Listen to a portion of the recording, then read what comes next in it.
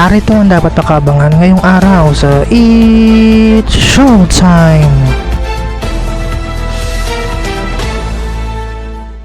Mga kapamilya, handa na ba kayong kiligin at sumaya kasama ang It's Showtime?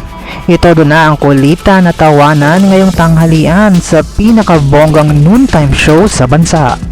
Mag-ingay, mag-enjoy at magpakasaya.